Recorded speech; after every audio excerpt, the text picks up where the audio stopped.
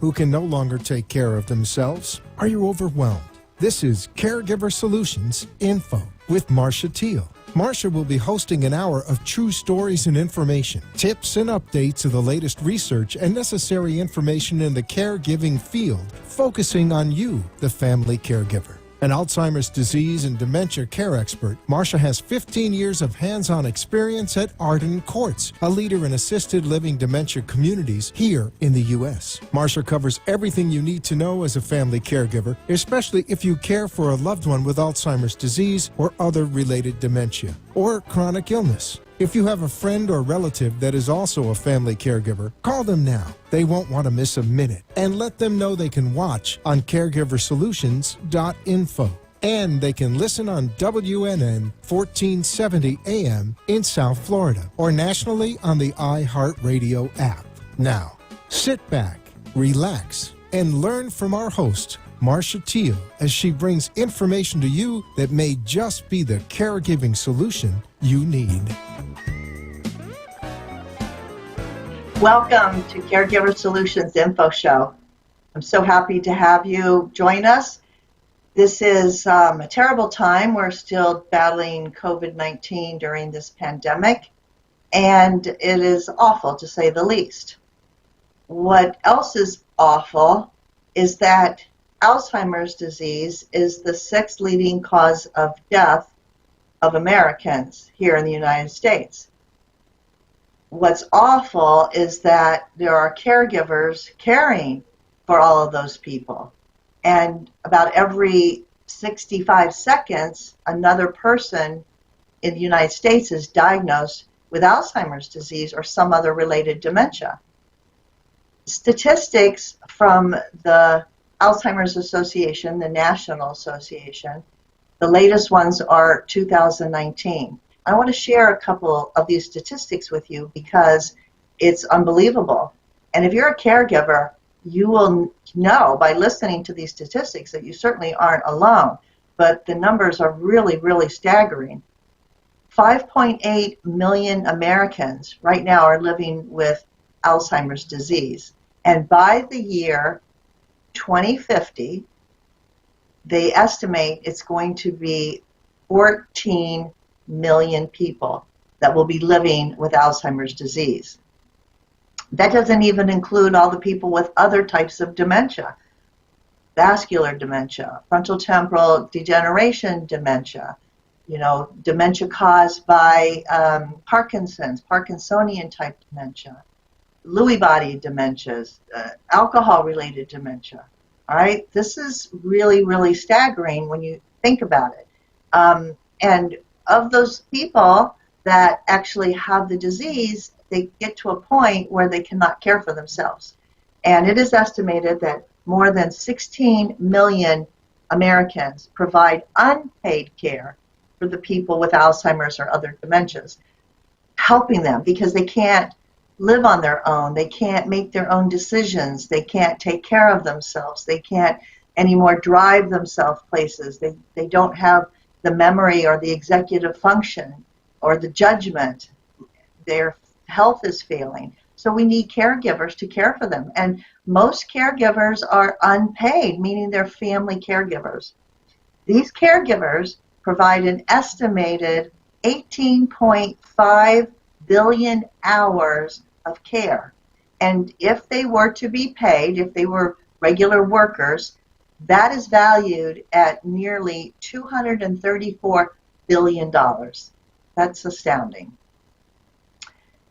The National Alzheimer's Association puts out all of these statistics, and they change rapidly because more people are getting diagnosed earlier. Of course, the stigma is starting to vanish a little bit because people are talking more about the A word, the Alzheimer's, and they're living with it 10, 12 years on average, although it could be 2 to 20 years, but on average 10 to 12 years. And caregiving is hard. Caregiving is something that is usually thrown on somebody without warning. So November, which is what we are in right now, is National Caregiving Month. So I'm dedicating the shows this month to caregivers, to honor the caregivers, salute the caregivers for everything that they do and everything that they're doing and will do. So today I have a former caregiver that's going to join us, but she didn't stop when her person passed away. She educated herself even more, and she has become a wonderful advocate for caregivers. She is amazing. She is very, very busy lady, to say the least. Her name is Linda Burhans, and she is a caregiver advocate, and she's joining us right now from uh, from her place in New York where she's visiting. She is from Florida. She's visiting in New York right now. And just a little bit about Linda. She is called, or she dubs herself, and people call her the gal who cares for the caregivers with love, laughter, and lessons learned. She's a radio host, author, speaker, caregiver, advocate, and coach, and my friend. So welcome, Linda, to the show. Glad to have you again. Thank you so much, Marcia. And as I say, I'm the same schmo as everybody else. We all go through our caregiving experience. Yes, but not everybody takes it to the next level. You and I connected last year. You were on the show. We connected. We find ourselves in very similar situations by providing educational programs and support for caregivers. So I thought it was very apropos that you join us today because of National Caregiving Month. You, like I said, were a former caregiver for more than one person in your life, and you learned a lot, but you continue to learn. And we chatted a minute before the show, and we said, no matter how long that you've been in the caregiving field, no matter how long you are a caregiver, there's always something new to learn. And so these shows that we do, you do, I do, for caregivers to learn about caregiving and everything related to that, there's always something new. So, for all the caregivers out there, it's a process, and take it day by day. But we're going to talk a little bit about what caregiving is and what you as a caregiver can do to make your caregiving journey a little easier. We're going to talk about some of the behaviors that maybe people that are exhibiting these negative behaviors and what a caregiver can do to calm somebody down. And we're going to do all of that in this next hour. So, Linda, I want to start with what is a caregiver? My question is, if you were to describe a typical caregiver, is there one? No, I don't think so. I think every situation is different. But I would like to say, Rosalind Carter said years ago, you either are a caregiver, you have been a caregiver, you will be a caregiver, or someone's going to be taking care of you. So I always say it's an equal opportunity employer. But what is a caregiver? I mean, for everyone, it's different. When I first started doing this years ago, I had to educate them that they were caregivers before I could offer them assistance or resources. Because the caregiver always says, I am the faithful daughter. I am the good spouse. I am the sister. And I say to them, well, do you take care of this? And do you take care of, do you take care of medication? Do you take care of doctor's appointments? Do you take care of maybe bathing or driving? And they go, yeah. I said, you're a caregiver. And they're like, oh, because most people, well, it's getting a little better today, but most people think of as caregiver as a professional person that works in a nursing home or a community. They don't think of themselves as a caregiver. So, but you're a caregiver. Yes, and when a person realizes that they are a caregiver, their world changes, and just because they get help to help them doesn't mean they're not the caregiver still. I know a lot of people that eventually place their loved ones in a memory care community, or sometimes they have to go straight into a nursing home because they're not appropriate any longer, right, to go into an assisted living for their memory care. But that person is still a caregiver because, like you said, they're still taking care of things. They're still making decisions. They're still watching over and making sure that that person gets everything that they need. So a caregiver's job is not done just because a person, isn't at home anymore, right? No, because, and I say to caregivers all the time, when your loved one goes into a community, it's the squeaky wheel that gets oiled. You are still the person there. You're still their best advocate no matter what. And just because they live in a community doesn't mean you're not home thinking about them at night. Doesn't mean you're not worrying about, doesn't mean you have to take care of their paperwork or their whatever. So just because they've made the choice for their loved one to go into a community, many times, I always say to caregivers, they say, when should I make the choice? I say, number one, are they safe? Number one, are they safe? And number two, how are you? And when I find the caregivers on the ledge, I said, now we need to have some conversation about this. Because God forbid something happens to the caregiver, then what? I've seen caregivers die before the person they're taking care of. Because, they're so busy just taking care of them, they don't take care of themselves. And that's because caregivers are selfless and they're so dedicated to what they're doing that they don't think about themselves, which is not good, because I have sat in hospital rooms beside a caregiver that actually fell ill and went down before the person they were taking care of because of the stress. So, there is stress involved. It's even worse now with COVID-19 that we're dealing with, because if a person is home taking care of a loved one, they can't do the things they used to do. They can't go to places they necessarily used to go to. So it's a lot harder now with COVID. So this show today is going to be about caregiving and what we can share to caregivers about taking care of themselves, why they need to take care of themselves. And then we want to talk a little bit later about certain situations and help caregivers recognize some maybe dangerous situations, because like you said before, every caregiver is different, and also every caregiver's journey is different, right? You've got different situations, different people, different personalities. There's no two situations the same. So it's an ongoing learning process, and it's not black and white at all. That's for sure. That's for sure. And the thing is, when you're a caregiver for a newborn baby, everybody wants to help. When you're a caregiver for a senior, that changes a little bit.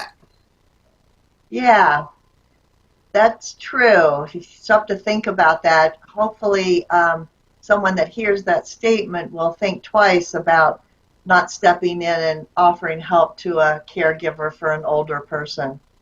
Yeah. Yeah. Because it takes a village. So a caregiver is somebody that cares for someone who can't care for themselves. And we do focus on dementia, someone that has signs and symptoms of dementia. But there's a lot of caregivers out there that take care of people because they have more of a physical condition or other kind of handicap. So, but a caregiver is a caregiver is a caregiver, no matter what you're helping somebody with. But today we're going to talk a lot about caregiving for people with dementia. But let's just talk in general about caregiving. And why does everybody say, "How are you?" Maybe they don't, but they should. Like you said, how are you when you're talking to a caregiver? Why should the focus be on a caregiver to take care of themselves? Why does a caregiver need to take care of themselves? I had somebody on my radio show a few weeks ago, and she said to me, if you're a caregiver and you're not taking care of yourself, you're doing an injustice to your loved one. And it sounds a little harsh, but it's true, because if you don't take care of yourself, you can't it's tough enough when you do take care of yourself to take care of someone, especially during COVID. And caregivers are just so used to just doing it all on their own. Like, I don't need any help. I'm okay. But we all need help, especially during this time. And I find that I call it the AAA dilemma. Caregivers don't ask for help, they don't accept help, and they don't acknowledge themselves.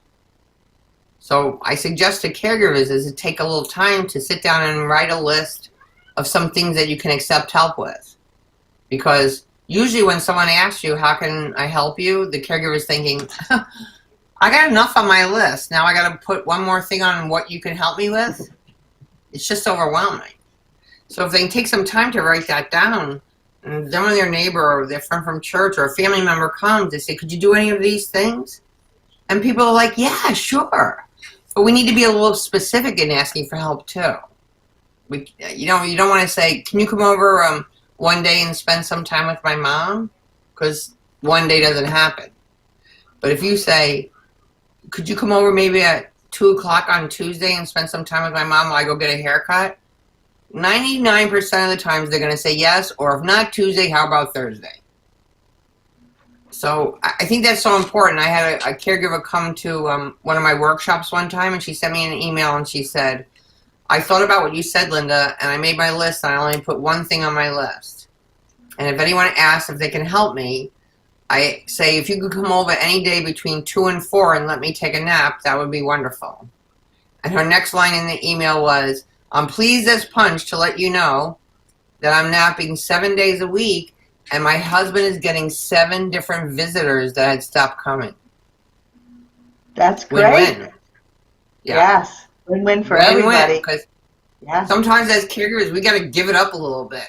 As much as we think we're the bomb caregiver and I'm the only one that can do it and I know how to do it best, we all need help.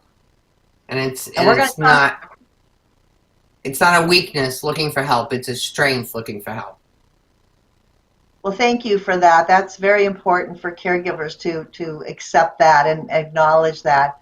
We're going to take a quick break, and when we come back, we're going to talk about some other specific ways that caregivers can take care of themselves. We'll be right back. Don't go away.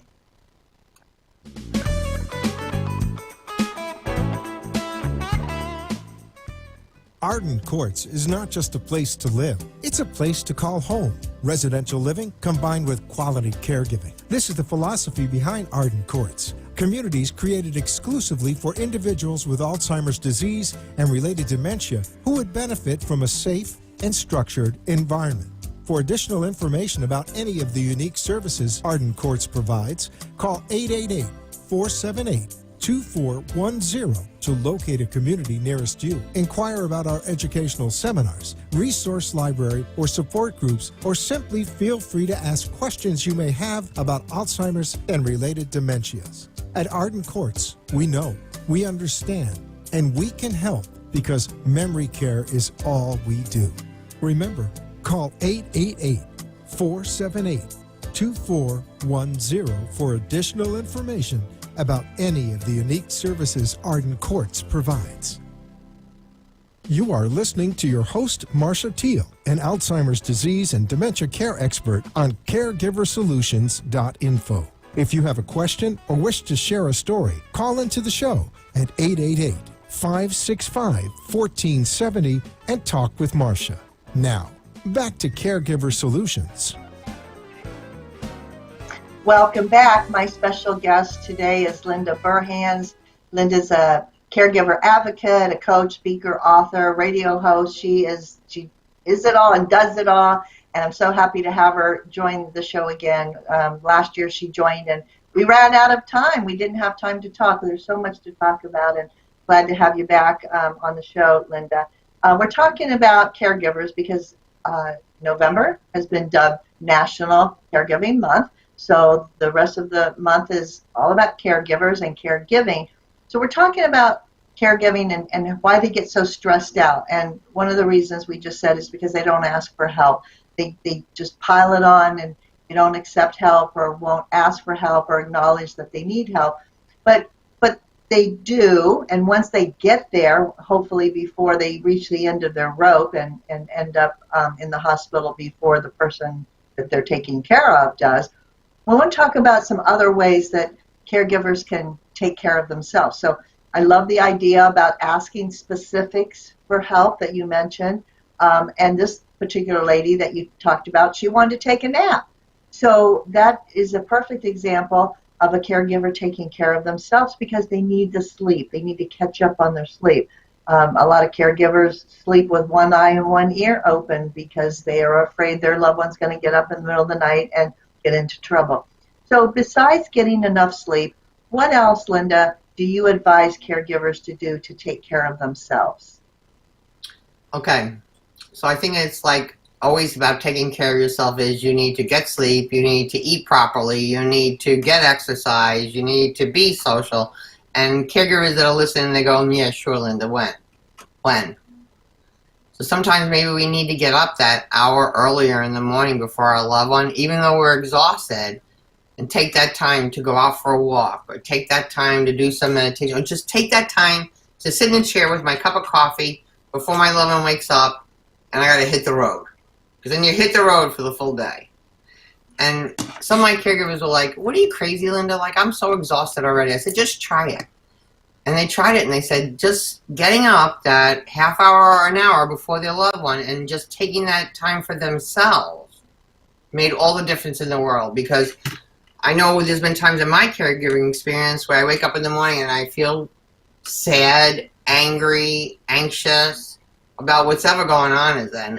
And I don't think we often realize that if I am sad, angry, anxious, or whatever it is, my loved one is going to be the same way. Because they're going to feed off of however I'm feeling. So if the only way I can accept help to take care of myself is that knowing my loved one will feel better, maybe that works. Because if I'm agitated and uncomfortable, it's not going to be good for my loved one.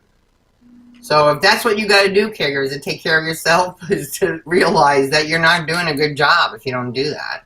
You know, caregivers, they don't go to the doctor. They take their loved one to the doctor.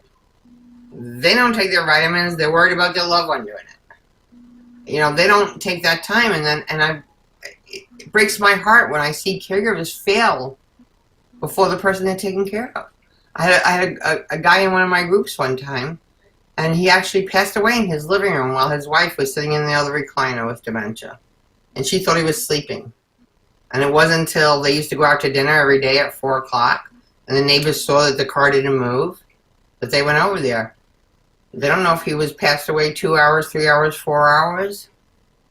And this was someone that was coming regularly to support groups. So please, caregivers, take care of yourself. Because even when you're taking care of yourself, it's tough. They say when a caregiver is taking care of a loved one for, let's say, 2 years or a couple of years, and their loved one passes away, it takes a little over 2 years for the caregiver to get their immune system back to where it's supposed to be. Because your whole body is always in trial of what's going on, what's the next decision I have to make, because you're thinking for yourself and you're thinking for them too, especially if they have Alzheimer's or dementia. You can't many times say, how are you feeling? Or what do you think about this? So all that pressure and all those decisions is on the caregiver. Yeah, they're always on high alert. Their body is always anticipating what's going to happen next and what do I need to do next, or anticipating what their loved one is going to need or do next. So they're on high alert, and that's that stress. And the stress hormones are just, killing the caregivers. They really are literally killing them. So you mentioned a lot of good things: eating right, exercising, getting sleep. Talk a little bit about how caregivers should continue to have a social life, because that's a hard one for caregivers to do. Well, it's, as always, it's a little bit more difficult during COVID. But you could just say to a person that offers you some time, like I say, could you come over for 2 hours on every afternoon? I had one caregiver that she actually has a young man from a local college that comes over 3 afternoons a week and plays chess with her husband. All he does is come in and play chess with her husband. Well, that makes her so happy, makes her husband so happy, and he's getting other interaction. And she has those 3 hours to sit in a chair, run out, take a bath, do a little yoga, whatever it is. Or maybe just sit. Like I always say, you can't be saying to a caregiver, okay, you got this hour break, now you need to go to a yoga class. That's not going to happen. They got to do what's good for them, and they got to do what's good for them, and everybody's different. But the 3 hours while her husband's playing chess with the college student, she could spend time, if she wishes, to do her social time with her best friends, with her family members that maybe she doesn't have an energy or the time when she's taking care of the other person, but spend that time connecting, because caregivers need to connect. They need to keep their social circles, and although we have COVID and we can't get together as much physically, pick up the phone, call somebody, Zoom with somebody, Right. go to your neighbor and sit, 15 feet apart in the driveway, just to connect, because those connections are so important. Well, I have to tell you, during this COVID time, I hate the word social distancing, because we are not social distancing. We are physically distancing. We are physically distancing because of a disease. When you say social distancing, I feel like I have a gag in my mouth. I think we are socially connecting in many ways, more than we ever did before. Through family Zooms, I do support groups. I can only have the people like in Seminole and Largo. Now I can have people all over the United States. So we have to look at it that way also. I like that. I like your view on that. You're physically distancing. Don't social distance. We need our Yeah. social connections and our social contacts. Very, very important. I think like that's that what's very making a lot of people feel so sad and depressed. When you think of that word, social, we have to watch our words. We have to watch all our words all the time. Years ago, I was going through a tough caregiving situation. And people would say to me, "How you doing, Linda?" And I'd say, "I'm hanging in there." And one day I thought, who wants to be hanging in there? That's a terrible thing to say. That really is terrible. And I thought about it. I said, I'm never saying that again. So people say to me, "How you doing, Linda?" And you know what I always say? I'm joyful and grateful. And sometimes they look at me with like a little cocked eye. And I say, some days I'm joyfully challenged, but I'm always grateful. So I think that's how we have to look at it, because... Go ahead.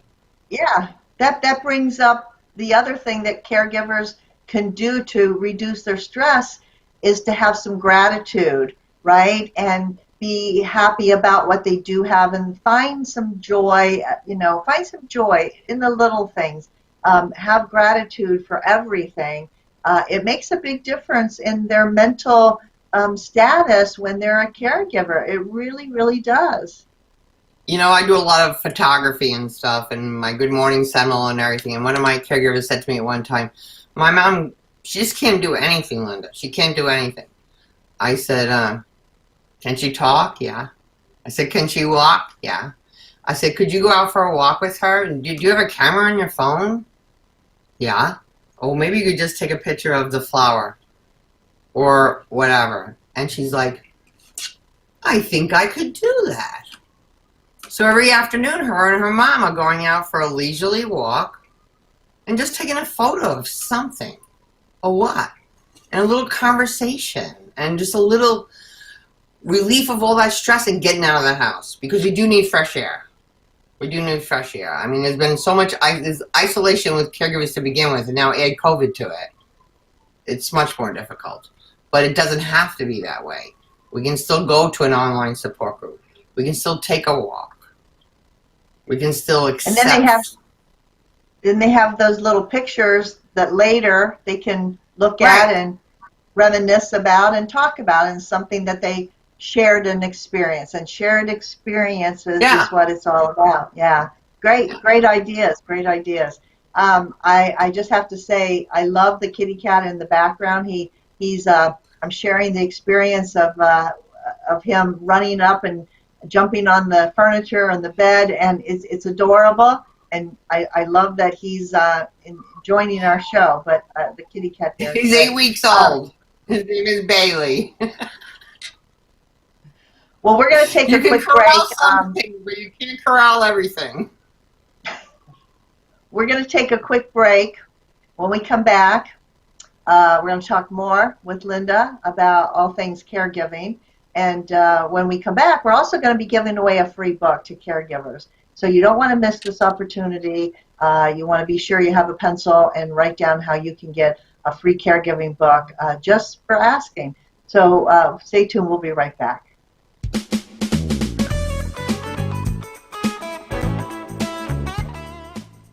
Arden Courts is not just a place to live, it's a place to call home. Residential living combined with quality caregiving. This is the philosophy behind Arden Courts. Communities created exclusively for individuals with Alzheimer's disease and related dementia who would benefit from a safe and structured environment.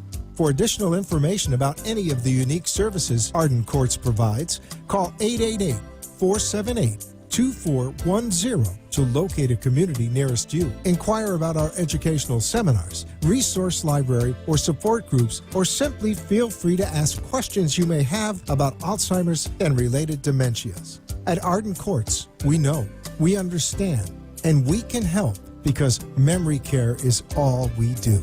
Remember, call 888-478-2410 for additional information about any of the unique services Arden Courts provides. You are listening to your host, Marcia Teele, an Alzheimer's disease and dementia care expert on caregiversolutions.info. If you have a question or wish to share a story, call into the show at 888-565-1470 and talk with Marcia. Now, back to Caregiver Solutions. I'd like to take this opportunity to thank our national sponsor, Arden Courts Memory Care Communities. Arden Courts is a leader when it comes to memory care for people with all kinds of dementia. Memory care is all they do. And they are also a great resource for the family caregiver. And they'd like to offer this free book to you just because you're watching the show or listening to the show on local radio or iHeartRadio. This is called The 36-Hour Day. It's a wonderful book, a great resource for caregivers, all about caregiving and about different types of dementia that you might want to learn about. It's free.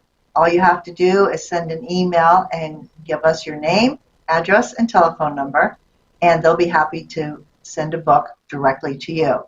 The email address to get this free book is delray@arden-courts.com. That's Delray, D-E-L-R-A-Y, at Arden, A-R-D-E-N, -courts, C-O-U-R-T-S.com. So send an email, get the book. You'll be glad that you did. And thank you to Arden Courts Memory Care Communities for sponsoring this show for the last 6 years. So my guest today is a wonderful person. Her name is Linda Burhan. She is a gal that cares for the caregiver. She has lots of experience hands-on caring for loved ones as a caregiver, and so she really can relate to what she's talking about. She has learned lots of things through her years of caring for someone, and then also by helping other caregivers navigate caregiving, navigate the journey from the beginning to the end. And as we know, it is not easy to do that. And so we're so grateful to have Linda Burhan with us. She's an author, speaker, radio host, caregiver advocate, and she's joining us again this year to talk about caregiving for National Caregiver Month, which is November.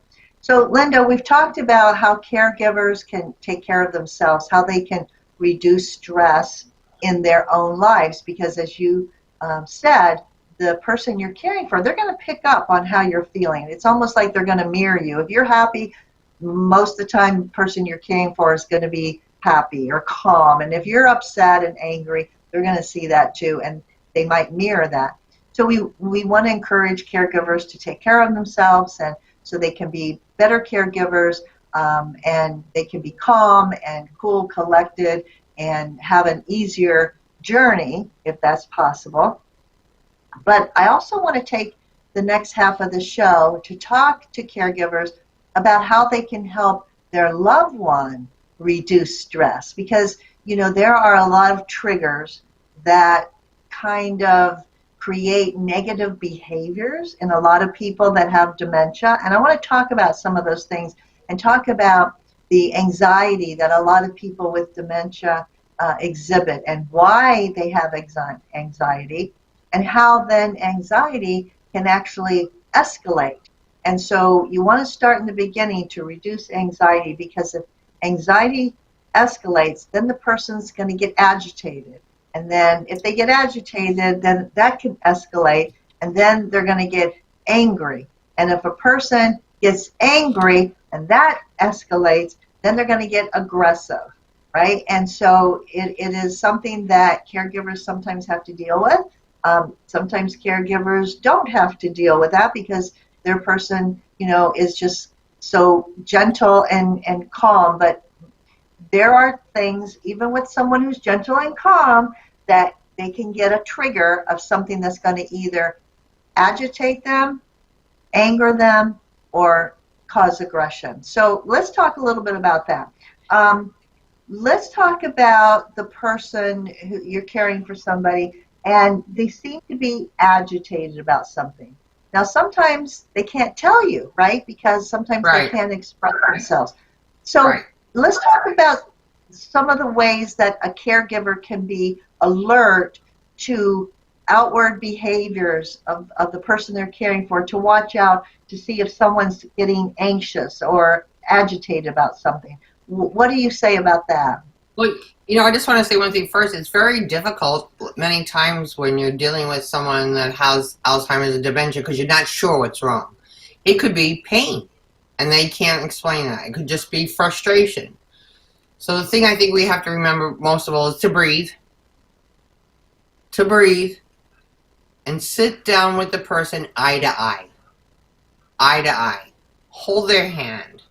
Right there, that can take the whole stress level down this far. I had a caregiver one time and she was like, my mother's so impossible and this and that. Well, every time she talked to her mother, she was like pacing the room.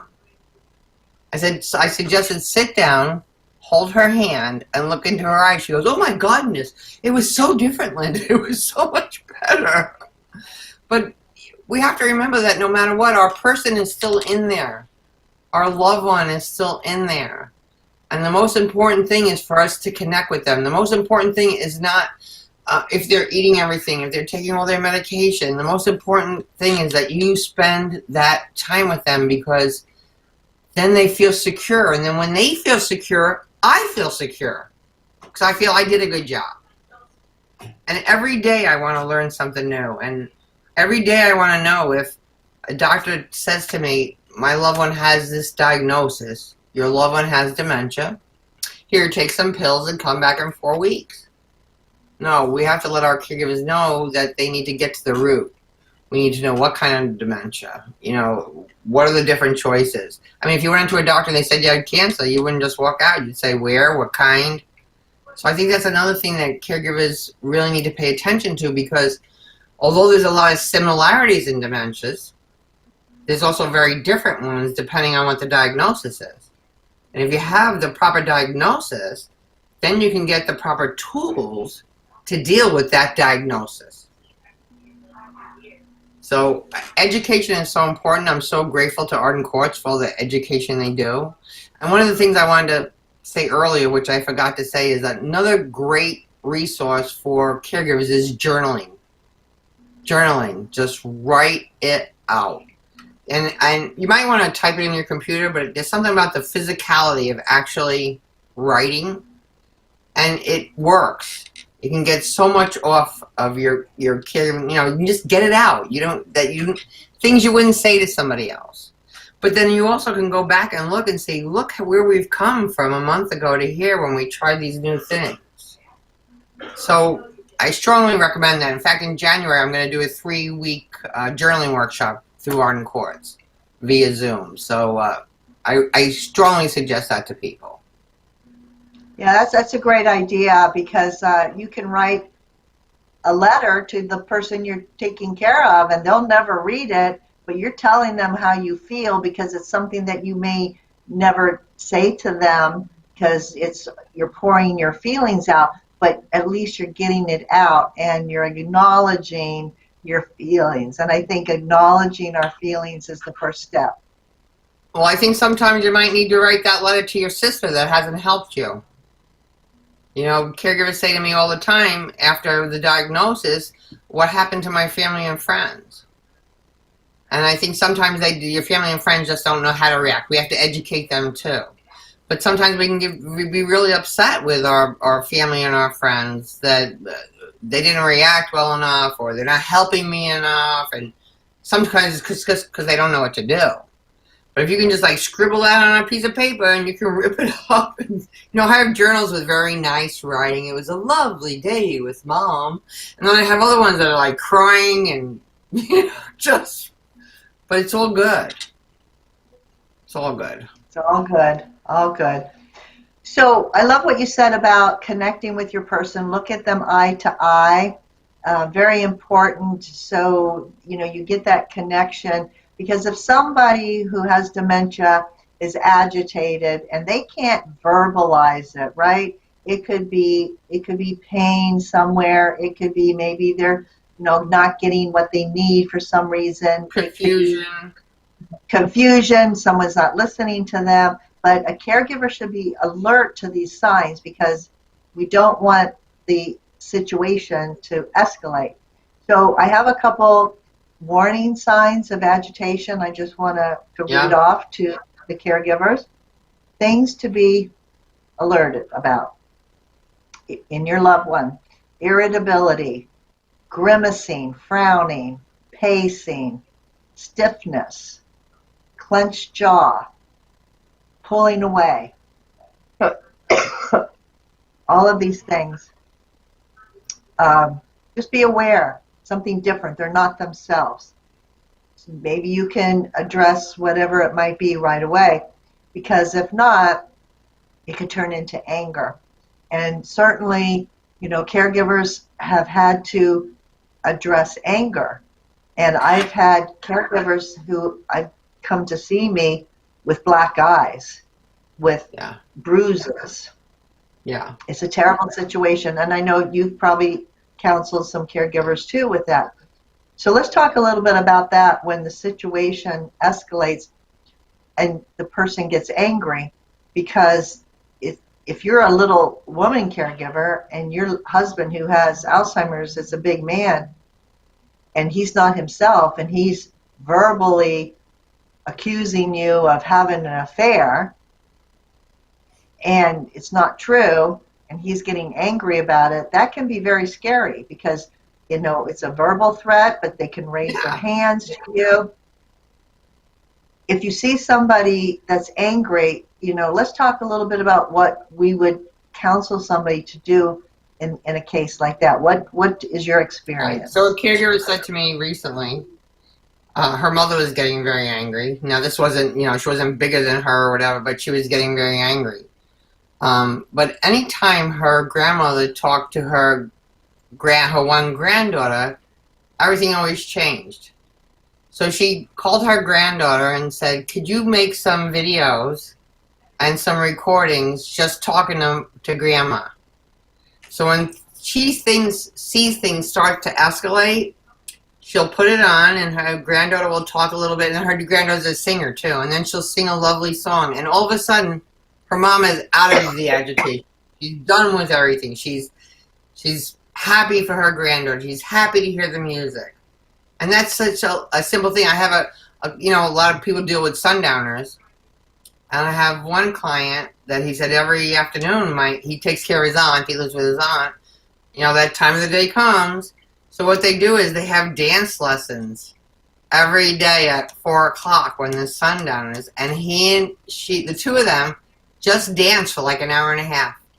They put on music and they dance. It's what they do every single day, and then that doesn't happen.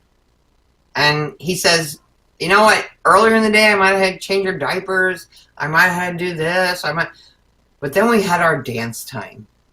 So she looked forward to him every day. Like in the morning, maybe things were a little rougher, and he'd say, "Oh, I just need to do this with you, but don't forget, we're going to have dance time later." So I think, like with anybody, when you're going through a difficult time, you just want to see some joy. So I think if we can bring some joy into them, because I don't know how I'm going to be if the day comes that I have this disease and I'm sitting in a chair and nobody's talking to me. I want to find some joy. And we can find some joy because, many times your person with dementia maybe not be very verbal or very communicative, but if you can find the music or you can find the right stream, all of a sudden they're alive again. And I think that's huge. And it's so simple. It's something we can all do. Yeah, I agree with you. It's also about maybe distracting them or changing direction of what thought they have in their mind at the time. And if you can distract them and get involved in something else like what you said, then you can de-escalate them. But some of the reasons that a person can get agitated or angry could be many, many things, right? You mentioned pain, but they could also be fatigued. They could be very, very tired, and it's going to cause them to, actually act out. It could be a change in medication.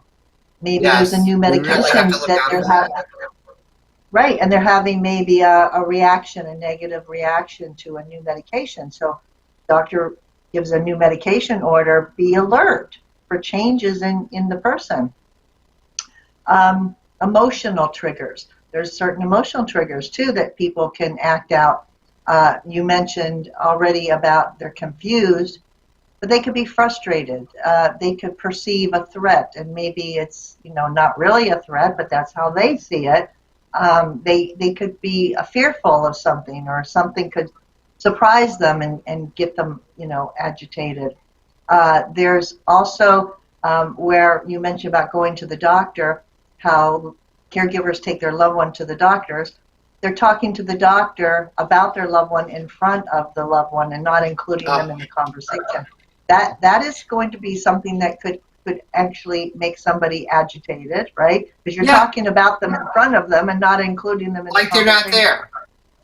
Right. Right.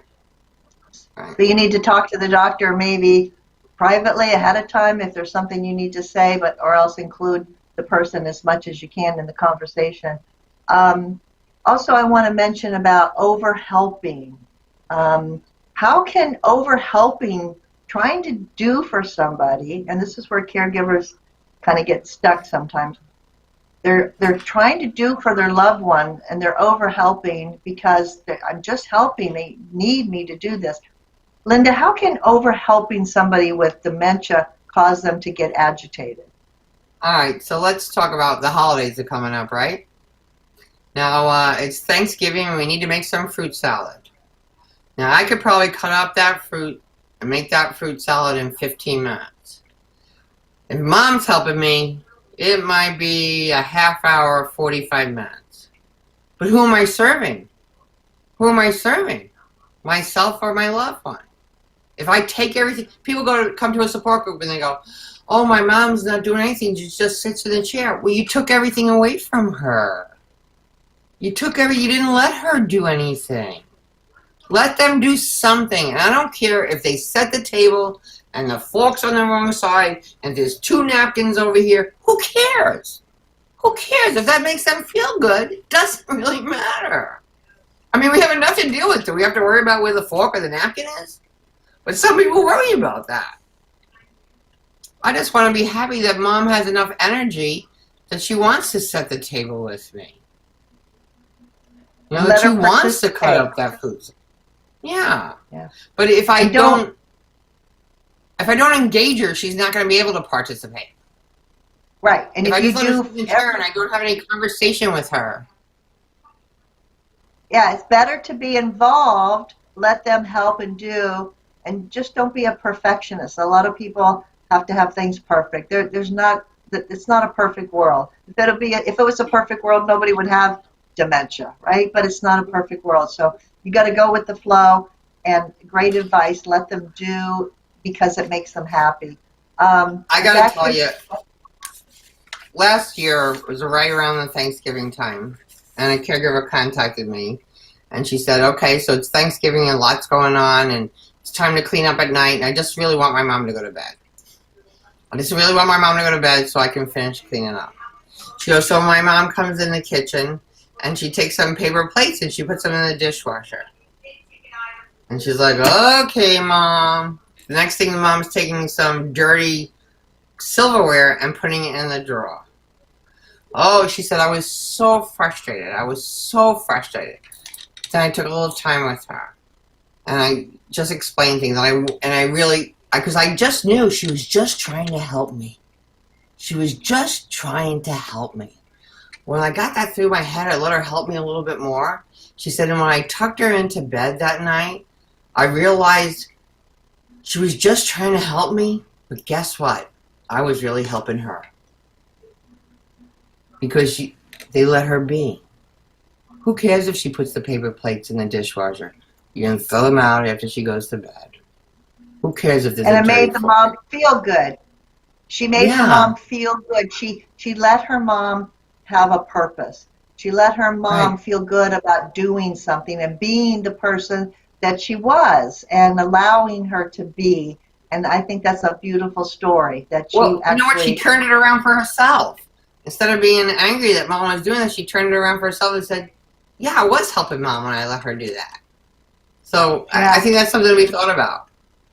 yeah. So in general, caregiving is sometimes just trial and error. It's something that works one day, won't work the next day. So you got to be flexible. But let's talk a few minutes. We only have, unfortunately, a few minutes left of the show, and I want to talk about some of the things that caregivers can remember, to help them. And like the one you just said, let them help, let them do. Who cares? So don't be perfect. That's number one. Don't expect perfection. And I would also say try to be calm. Try to relax and be calm, because that's going to make everybody calm, right? Some other sage advice you have, Linda, for caregivers in general. Well, you know what? If you're dealing with a difficult situation, maybe you just need to go in the bathroom and breathe for a few minutes instead of jumping on it, or instead of handling it and feeling resentful. As long as they're not in any danger or anything, just go in the bathroom for a couple minutes and breathe and come back out. And remember why you're doing this. You're doing this because you love this person. We don't take care of people that we don't love. We take care of people that we extremely love. That's and right. that's very difficult. And that's So why you have to take care of yourself so you can take care of your loved one. Linda, yeah. I know you are very involved. It's wonderful that you're out there and helping caregivers and educating. And I know you mentioned that you're doing some support groups and some other things online. Can other caregivers that are listening to you now maybe participate or join in some of the things that you're offering, and how would they do that? Sure, it's really easy. You can go to lindaburhans.com. It's LINDABURHANS.com.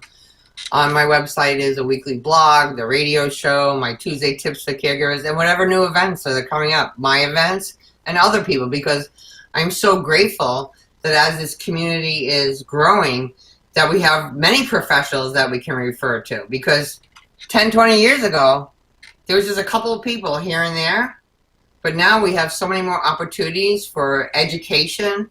I just want caregivers to take advantage of that, especially since they can do it without leaving their home today.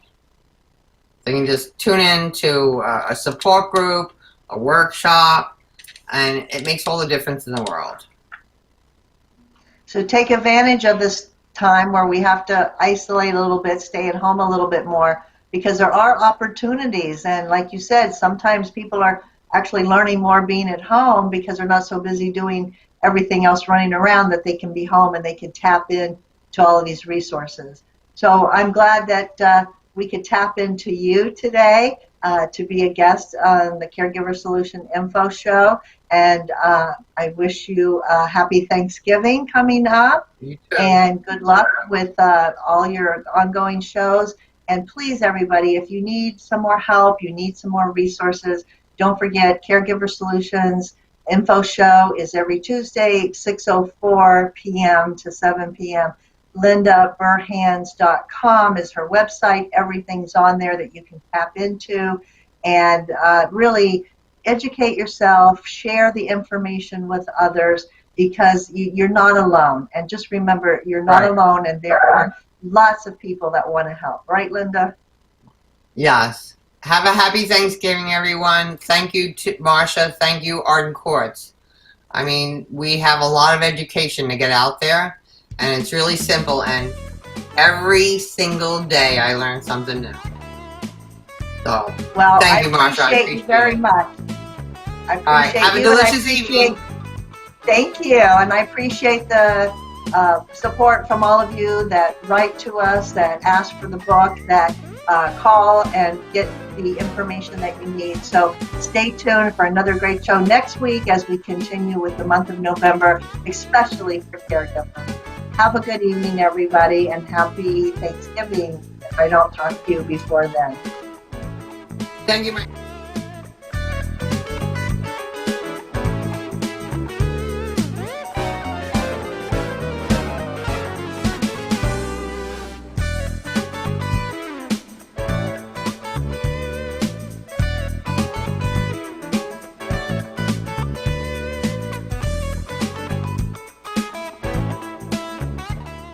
Thanks for joining us for this week's Caregiver Solutions with Marcia Teele. Join us next week as Marcia, who has 15 years of Alzheimer's disease and dementia care experience, brings you more needed information to help with the care of your loved one. This show can be seen again on caregiversolutions.info, and questions can be left on the site, which may be used on the program to help others.